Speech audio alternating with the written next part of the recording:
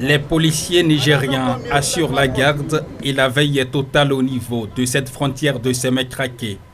Les voitures personnelles et les piétons disposant de leur passeport peuvent traverser pour rentrer dans le Nigeria. Mais les fouilles sont systématiques et prononcées.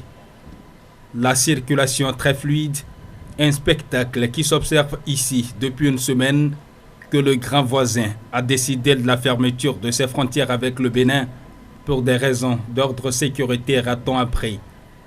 Juste à côté de ce poste, des véhicules poids lourds alignés à l'infini, leurs conducteurs sont dépassés.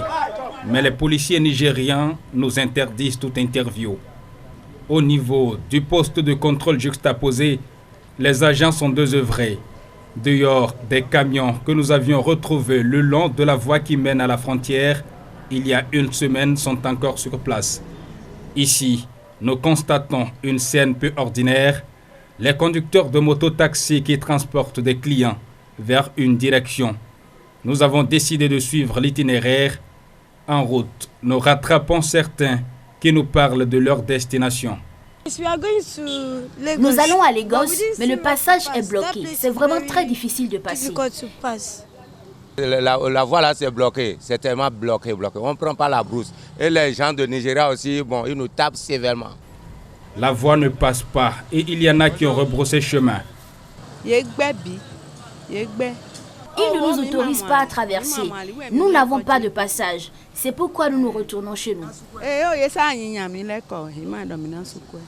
C'est par des sentiers qu'ils cherchent à rallier Lagos sur des motos. Il y a les voies de la brousse que les gens prennent pour aller au Nigeria. À un moment donné, on a constaté que les militaires du Nigeria aussi ont venu bloquer la voie. Et maintenant, il n'y a plus la voie.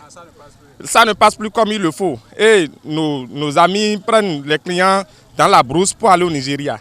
Et là, ça devient catastrophique. Et là, ça dit nous ne pouvons pas vivre en paix encore. Si tu fais mistake là, les militaires de Nigeria, ils vont te taper fatigué. Il y a certains, pour pouvoir traverser là, ça nous prend tellement du problème. Les marchandises ne sont pas comme auparavant. De loin, un village spontanément érigé où sont bloqués Béninois et Nigérians qui veulent passer par cette frontière informelle où les soldats nigériens ont installé leur base pour empêcher toute entrée dans leur pays. Ils seraient très hostiles à nos caméras, impossible donc d'avancer. Ceux qui prennent par ici sont ceux qui ne disposent pas de passeport pour traverser la frontière formelle.